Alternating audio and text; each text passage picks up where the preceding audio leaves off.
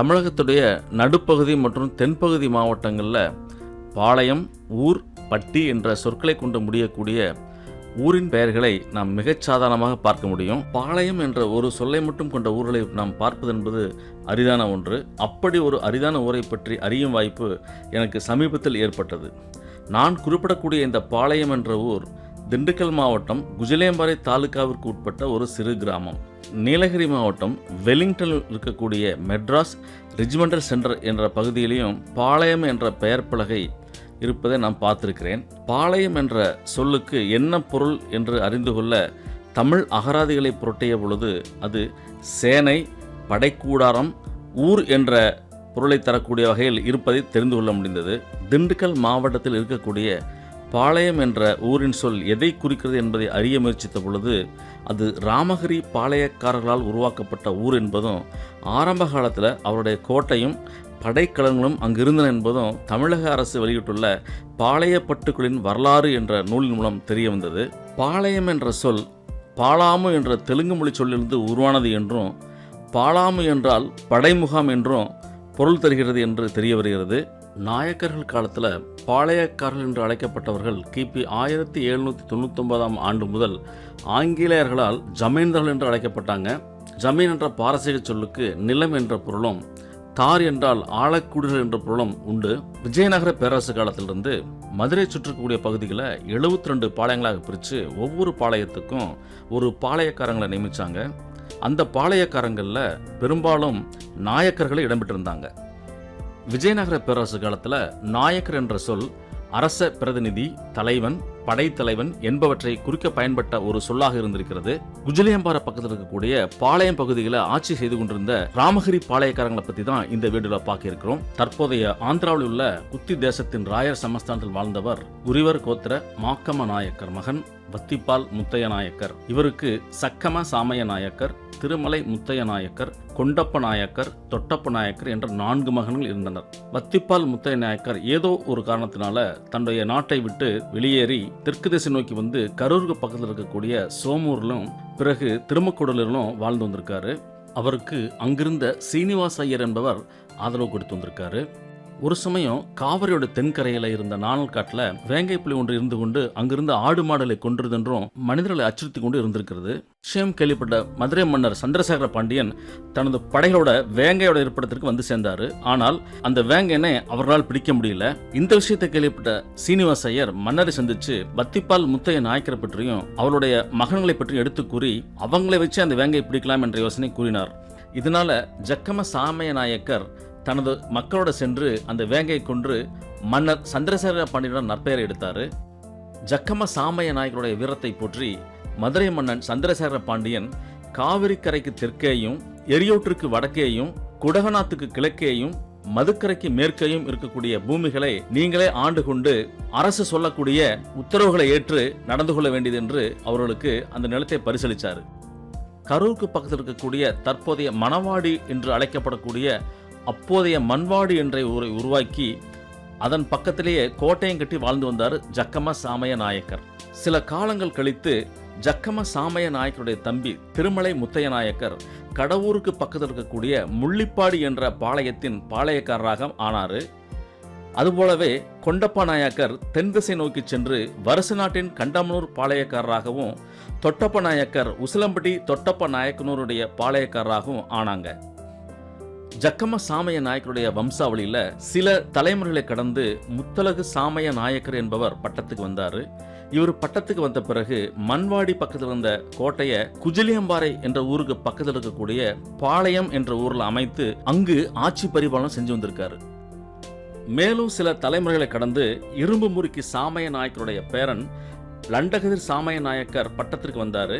அவர் பட்டத்திற்கு வந்த பொழுது பாளையத்தில் இருந்த கோட்டையை குஜிலியம்பாறைக்கு தெற்க இருக்கக்கூடிய சக்கரகிரி என்ற மலையடிவாரத்தில் ராமகிரி என்ற ஊரில் தனது கோட்டையை அமைத்து அங்கு ஆட்சி பரிபாலனம் செஞ்சு வந்திருக்காரு.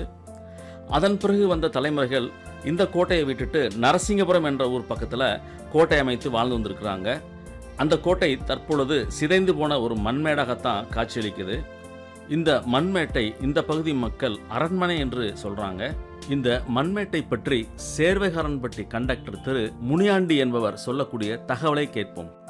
நல்லம்பாறை ஜமீனுடைய பூர்வீக இடம் அரண்மனை என்ற பெயரிலே இந்த இடத்திலே பழங்காலத்திலே நிர்மாணிக்கப்பட்டிருந்தது. இது குளம் சார்ந்த இடத்தில் குடியிருப்பு. அதற்கு அருகில் அவர்கள் குடிகாக்கின்ற காவல் தெய்வம் முனியப்ப சாமி. வடக்கு புறத்திலே பள்ளப்பகுதிகளிலே அவருடைய விவசாயம் செய்த விளைநிலங்கள் இருந்தது. இந்த இடத்திலிருந்து அவர்கள் விவசாயம் செய்து வளமோடு வாழ்ந்த காலங்களிலே அவர்கள் குடும்பத்தில் வந்த ஏதோ இக்கட்டான சூழ்நிலைக்காக இங்கிருந்து இடமாற வேண்டிய சூழ்நிலை ஏற்பட்டது. அந்த வகையிலே அவர்கள் நெல்லம்பாறை செல்ல வேண்டி அந்த நெல்லம்பாறை ஜமீன் என்று இப்பொழுது வழங்கப்பட்டு கொண்டிருக்கின்றது. அந்த நெல்லம்பாறையிலும் கூட இன்று அந்த சந்ததியினுடைய வம்சாவளியர்கள் இல்லை. அதை சார்ந்த வசவநாயக்கன்பட்டி அருகில் உள்ள அந்த சக்கப்பநாயக்கன்பட்டியிலே அவர்கள் வாரிசுகள் வாழ்ந்து வருகிறார்கள். இதுதான் நெல்லம்பாறை ஜமீனுடைய பூர்வீக இடம், இருப்பிடம். இதுக்கு பெயர் அரண்மனை என்று பெயர். இதை சார்ந்துதான் சேர்வே அரண்பட்டி என்ற இடத்திலே படைவீரர்களும், சேனைப்பட்டி என்ற இடத்திலே சேனை சார்ந்த மற்ற களங்களும் இருந்ததாக வாய்வழி செய்தி கூறுகின்றார்கள். இந்த இடத்தில் அவர்கள் வாழ்ந்ததற்கான பழமையான மண் சட்டி அந்த ஓடுகளும் செல்லுகளும் இங்கே கண்ணுக்கு தெரிகின்றது. இந்த இடத்திலே பார்த்தோம் என்றால் ஒரு கல்லை எடுத்து போட்டோம் என்றால் சாதாரண தரையில் போடுவதை விட இங்கே வித்தியாசமான தும் என்ற ஒரு வித்தியாசமான ஒரு சவுண்டு இங்கே கேட்கின்றது. அதே இதை விட்டு ஒரு 50 அடி தள்ளி போய் அதை செய்தோம் என்றால் அங்கே சாதாரண தரை சவுண்டு தான் கேட்குது. இது மாதிரி வித்தியாசமான அவர்கள் வாழ்ந்த மறைந்து போன பழமையான அரண்மனை பகுதி என்பதற்கான இது சான்றாக கருதப்படுகிறது. இது தொடர்பாக ராமகிரி ஜமீன் வம்சாவளியின் தற்போதைய மந்தை பெரிதனமாக இருக்கக்கூடிய கரிக்காலி ஜக்கம்ம நாயக்கனுடைய சேர்ந்த ஜக்கம்ம நாயக்கனுடைய நேர்காணலை பார்க்கலாம். வணக்கம் நண்பர்களே. தமிழகத்தை ஆண்ட மன்னர்கள், சேர சோழ பாண்டியர் மன்னர்கள், குறிப்பாக பாண்டிய மன்னர்கள் அவர்கள் ஆட்சி காலத்தில் தங்கள் ஆட்சி பகுதிகளை பல பாளையங்களாக பிரித்து தான் ஆட்சி புரிஞ்சிருக்காங்க. அந்த வகையில் கடந்த நூற்றாண்டில் ஆங்கில ஆட்சி காலத்துக்கு முன்பு மதுரையை தலைமையாக கொண்டு ஆட்சி புரிந்த நாயக்கர் மன்னர்கள் மதுரை பகுதியை 72 பாளையங்களாக பிரித்து ஆட்சி புரிஞ்சாங்க. அதில் ஒரு பாளையம்தான் ராமகிரி பாளையம். பாளையங்கள் பிறகு ஜமீன் என்று அழைக்கப்பட்டன. அந்த ராமகிரி ஜமீன் பற்றிய தகவல்களை அதன் வம்சாவளியை சார்ந்த திரு ஜக்கம் நாயக்கர் அவர்களை பேட்டி காண இருக்கிறோம். ஐயா வணக்கங்க. என் பேர் செக்கம நாயக்கருங்க. சரிங்க. செக்கம நாயக்கம்பட்டி முன்னோர்கள் வழியில் வந்த வழியில் வடதேசம் தென்தேசம் குஜிபலார் தேசத்துலேருந்து வர்ற காலத்தில் என்ன ஊருங்க? குத்துப்பல்லாரி. குத்துப்பல்லாரி என்ன மாநிலம் வருங்க? இப்போ இருக்கிறது ஆந்திர பிரதேசம் நினைக்கிறேன். ஆந்திர பிரதேசமா என்னன்னா ஆந்திர பிரதேசம் தான் இருக்கும். அந்த காலத்தில் வர்ற காலத்தில் அவங்களோட துளக்கரோட சண்டை செஞ்சுட்டு பயந்து வந்த காலத்தில் சீனிவாச ஐயர் வகையில் கரூரில் தங்கியிருந்தாங்க. அங்கே தங்கி இருக்கிற காலத்தில் புலியூரில் நாணக்காடாக இருந்திருக்கு. அந்த நாணக்காட்டில் மக்கள் புலி இருந்து அதிபதி பண்ணி திருமல் நாயக்கரை அந்த நாட்டை ஆண்டு வந்திருக்கார். திருமல் நாயக்கர் மன்னர்கிட்ட போய் சொல்லும்போது அவர் படதிரட்டி கொண்டு இங்கே பார்க்குற காலத்தில் அந்த படதிரட்டி பார்க்குற காலத்தில் இவங்களுடைய வரலாறில் அவங்க படம் அந்த புலியை பிடிக்க முடியாத காரணத்தினால சீனிவாச ஐயர் திருமல் நாயக்கர்கிட்ட உத்தரவு கேட்குறார். உத்தரவு கேட்கும் காலத்தில் சரி உன்னிடத்தில் என்னோட ஆளுகளில் இருந்து பிடிக்க முடியாதனால உன்கிட்ட அப்படி ஒரு வல்லாமசாலி இருந்தால் கொண்டு வாங்க அப்படின்னு சொல்லி அவர் சொல்கிறாரு. அப்போ சீனிவாச ஐயர் இந்த சாமான் நாயக்கரை கூட்டி கொண்டு போய் அந்த இடத்துல விட்டு அந்த நாணக்காட்டில் போகும்போது நாணக்காட்டில் புலி இருந்து இவங்க பிடிச்சி கொண்டு திருமல் நாயக்கர்கிட்ட ஒப்படைக்கிறாங்க. அப்போ திருமல் நாயக்கர்கிட்ட ஒப்படைக்கிற காலத்தில் திருமல் நாயக்கர் என்ன சொல்கிறாரு, ஐயா உங்களுக்கு என்ன வேணும், நீங்கள் நாங்கள் சொன்ன மாதிரி நீங்கள் புலியை கொண்டு உயிரோட ஒப்படைச்சிட்டீங்க, உங்களுக்கு என்ன விருது வேணும்னு கேளுங்க அப்படின்னு கேட்கும்போது இவங்க நாடு வேணாம், நகரம் வேண்டாம், சொத்து வேணாம், பணம் வேண்டாம், காசு வேணாம், எங்களுக்கு இந்த பாங்காட்டை விடுங்க அப்படின்னு சொல்லி வேட்டையாடுறதுக்காக கேட்டிருக்காங்க. அப்போ கேட்குற காலத்தில் சரி நீ வச்சுக்காப்பான்ட்டு கரூர் ரெட்டை வாய்க்காலுக்கு தெற்கையும் எரியோட்டு எல்லைக்கும் வடக்கையும் கொடவநாட்டு கிழக்கையும் கிழக்க திருச்சி மாவட்டமாக இது இருக்குமா குழுத்தலைவர் இல்லைங்க, கிழக்கு இதுதான் நீங்கள் சொன்னது மதுக்கரை இந்த சாமனாக இருக்குது, முத்தானாக இருக்குது. அதில் பாதி அண்ணன் தம்பிக்கு பிரிஞ்சு இருக்குது. கிழக்கு போகுது. ஆமாம், கிழக்கு போகுது. ஆமாம். அது அவங்களுக்கு பவுண்ட்ரின்னு பார்த்தோம்னா குளித்தலை பகுதி வரைக்கும் தான் வரும். குளித்தலை பகுதி அது வரலும் சாமான நாயக்கருக்கு முத்தா நாயக்கருக்கு அவங்க அன்றைக்கி மால் பண்ணி கொடுத்தது திருமல் நாயக்கர். ஓ ஆமாம். சாமா நாயக்கரும் முத்தா நாயக்கரும் அண்ணன் தம்பி. அப்படி வர்ற காலத்தில் அங்கேருந்து தாந்தோணி பெருமாள் கோயில் கட்டியிருக்காங்க. 2வது வந்து வீரராக்கியம் கட்டியிருக்காங்க கோயில் குளம் வெட்டியிருக்காங்க. ஆமாம். 3வது வந்து வெள்ளியணி குளம். வெள்ளியணி குளம் கட்டுற காலத்தில் வெள்ளியணி சீல்நாயக்கர் என்று மந்த பெரிதனமும் ஜமீன் பெரிதனமும் ஜமீன்தார் தம்பிக்குமோ அண்ணனுக்கு வெள்ளியணி சீல்நாயக்கர் என்ற பெரிதனமும் கொடுத்து வெள்ளியணி குளம் கட்டி அமைச்சிருக்காங்க கோட்டமாரியம்மன் கோயிலில். அங்கே ஒரு கோட்டமாரியம்மன் கோயில் இருக்குது வெள்ளியணிட்ட. அப்போ மணவாடியில் குடியிருக்காங்க. அப்படி இருந்துட்டு வர காலத்தில் அப்போ மணவாடி தேவருமலை கோட்டமாரியம்மன் கோயிலிருந்து மாடு வந்து தேவருமலை வர இந்த பாளையம் வரலும் பெருக்கா வரலும் வரவும் அப்படி மேயிற காலத்தில் ஈனாத கிடாரி மடியிலிருந்து வரும்போது சாயங்காலம் போகும்போது மடி இருக்காது.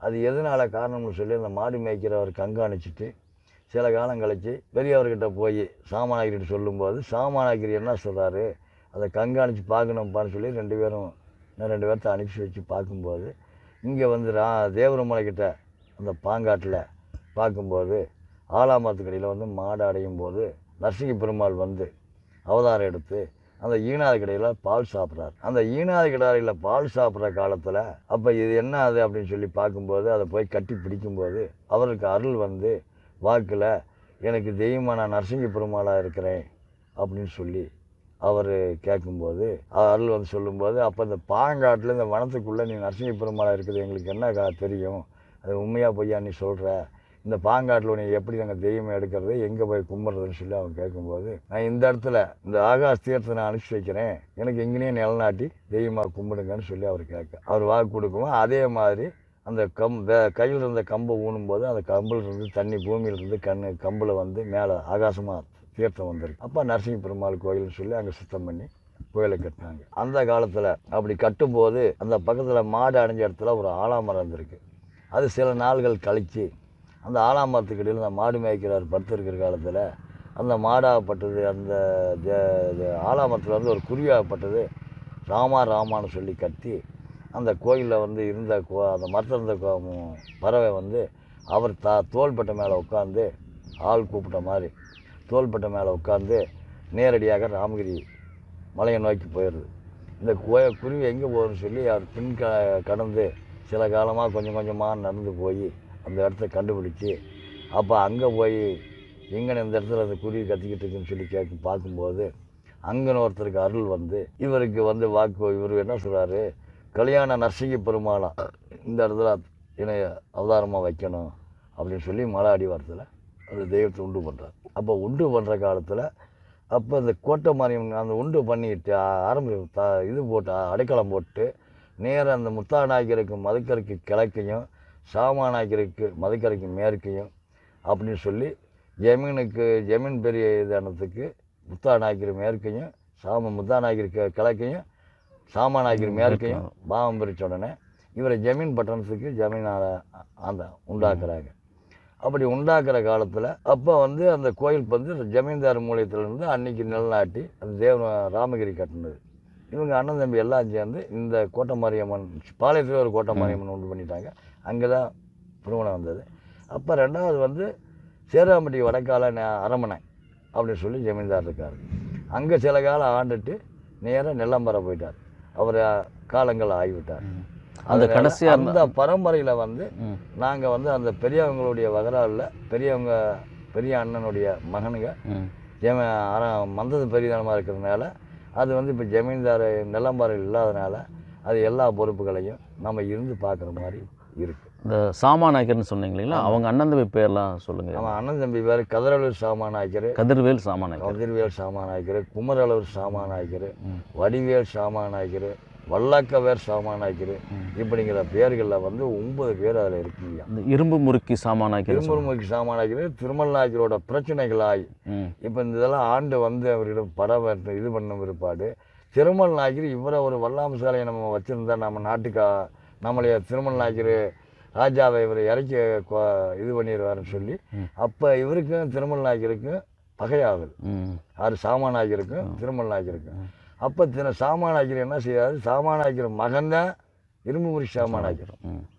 ஆமாம், அந்த இரும்பு முறுக்கி சாமாநாயக்கர் மதுரை போய் பார்க்கும்போது அவர் வந்து படைகளை விட்டு இவர் அடிக்க ஆள விட்றார்.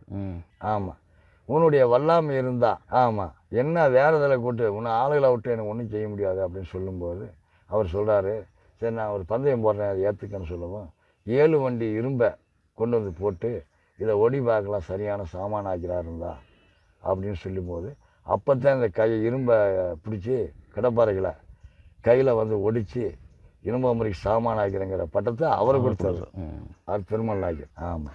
அதுக்கப்புறம் அந்த வாரிசு யாருங்க? இரும்புமுறை சாமானாகிற கடைசியாக அதுக்கு பிற்பாடு சக்கம நாயக்கர் அப்படிங்கிற வரலாறுகளில் நம்ம ரெக்கார்டு பிரகாரம் இருக்குது. ஒவ்வொரு தலைமையிலையும் சாமானாகிரி பின்னாடி அத்தனை மக்கள், முத்தாநாயகருக்கு எத்தனை மக்கள், கதிரலூர் சாமானாகிரி எத்தனை மக்கள், வடிவேல் சாமானாகிரி எத்தனை மக்களுங்கிறது அதில் விளக்கங்கள் இருக்குங்க. நம்ம ரெக்கார்டு பிரகாரம் நெல்லம்பாறையில் தான் கடைசியாக ஜமீன் இருக்கிறாங்க. கடைசி வரல இன்னைக்கு வரலும் நெல்லம்பாறை தான் ஜமீன்தார் ராமகிரி கோயிலுக்கு.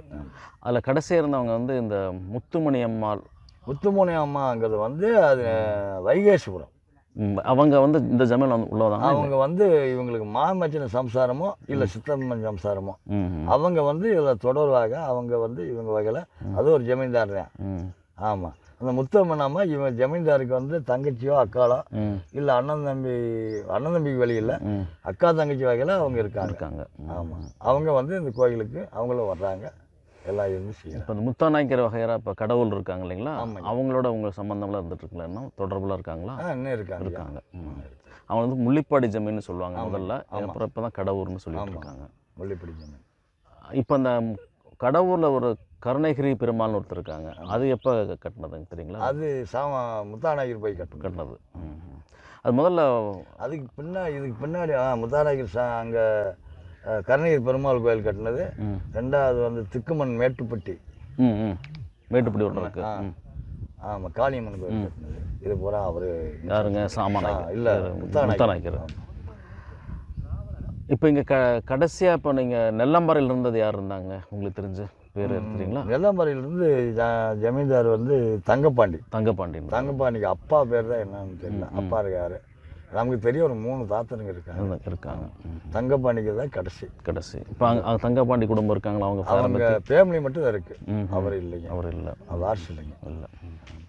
நீங்கள் அவங்களுக்கு என்ன முறையாகுது? நாங்கள் வந்து அண்ணன் தம்பி முறை. நாங்கள் பெரிய வீட்டுக்காரங்கன்னு சொன்னால் நாங்கள் பெரியவங்களுடைய குழந்தைங்க. நீங்களா? பெரியவங்க வாரிசு, அவங்க சின்னவங்க வாரிசு. அவங்க தான் ஜமீனில் வரவங்களா?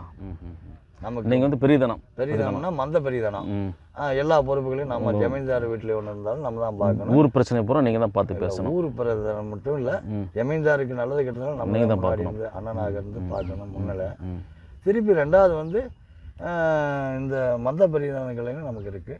மந்த பெரியதனம் என்ன சொல்லலாங்க? மந்த பெரியதனம்ங்கிறது பெல்லால் சீல் நாய்க்கர் மந்தை அப்படிங்கன்னா 14 மந்தைக்கு நல்லது கெட்டதுக்கு முன்னிலையில் இருந்து. மந்தைன்றது சில ஊரில் சேர்த்து ஒரு ஊருக்கு 72 ஊர், 60 ஊர், 50 ஊர் உள்ளது ஒரு மந்தை.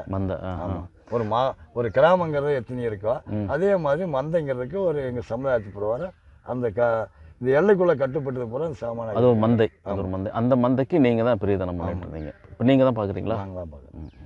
இப்போ ஜமீன் அப்படின்றதுல வந்து நிலபலம்லாம் நிறைய இருந்துச்சு, அதெல்லாம் இப்போ என்ன ஆச்சுங்க? அது என்ன ஆச்சுன்னு தெரியல. ஆமாம், நிலம் இருந்துட்டு சொல்கிறாங்கண்ணா, அது நிறைய பேர்த்துக்கு தானமாக கொடுத்தாங்கண்ணா. ஏன்னா அவங்களுக்கு சமையல் ஆக்கி போட்டவங்களுக்கும் நிலத்தை விட்டுருக்காங்க. ரெண்டாவது வந்து அவங்க பண்ணையில் இருந்த ஆளுகளுக்கும் கொடுத்துருக்காங்க. இந்த மாதிரி ஏழை மக்களுக்கு கொடுத்துருக்காங்க. அது என்ன எப்படி கொடுத்தாங்க என்ன வரலான்னு நமக்கு தெரியும். ஆக மொத்தம் அரண்மனைன்றது வந்து முதல்ல சேருவரன்பட்டி, அதுக்கப்புறம் நெல்லம்பாறை. சேராம்பட்டி வடக்கால அரண்மனை. ஜமீன்தார் இருந்த ஊர் வந்து நெல்லம்பாறைப்பட்டி. ராமகிரி கோயிலில் வந்து உங்கள் ஜமீனுக்குன்னு எதுவும் முக்கியத்துவம் இருக்கா இல்லைங்களா? ஜமீன்தார் வந்து முன்னிலையில் நின்று அவசியம் பண்ணி அவருக்கு விபூதி கொடுத்து அது முன்னிலையில் இருந்து அவருடைய முன்னிலையில் தான் திருவிழா நடத்தணும். ஆமாம், இன்னும் அப்படி தான் நடந்துட்டுருக்கு. இப்போ இந்த ராமகிரி ஜமீன் எல்லாத்துக்கும் பேர் வந்து சாமானாயக்கர் தான் முடியும், வேறு வார்த்தைகள் இருந்தாலும். சாமானாயக்கர், இரும்பாமுறைக்கு சாமானாயக்கருடைய வாரிசுகள் நாங்கள். ஆமாம், அந்த வகையில் தான் இப்போ எல்லாமே கொண்டு வந்தது. அதான் முறைகள். எத்தனை பேர் இருப்பீங்க அந்த வாரிசுகள்? அந்த காலத்தில் பார்த்தீங்கன்னா 5000 கணக்கில் இருக்குங்க. இல்லை, இப்போ இருக்கு இந்த காலத்தில். இப்போ இந்த காலத்துலேயும் 1000 ஒரு 4000 தலைக்கட்டுக்கு இருப்பீங்க. எல்லாம் வெவ்வேறு ஊரில் இருக்காங்களா? இங்கே இந்த பக்கத்தில் வேறு ஊரில் ஒவ்வொரு கிராமத்துக்கும் ஒவ்வொரு மக்கள் இருக்காங்க.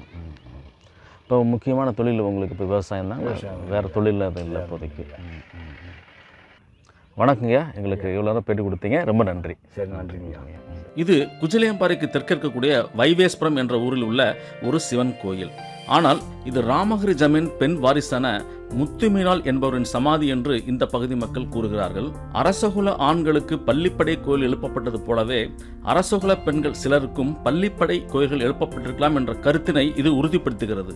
கிபி 16ஆம் நூற்றாண்டில் மதுரையில் துவங்கிய விஜயநகர பேரரசு காலம் முதல் ஆங்கிலேயர்கள் காலம் வரை ஆட்சி புரிந்து வந்த பாளையக்காரர்கள் தமிழக பகுதியில் நிலவக்கூடிய கலை கலாச்சாரங்களில் குறிப்பிடத்தகுந்த பங்கை அளித்துள்ளார்கள் என்றால் அது மிகையல்ல.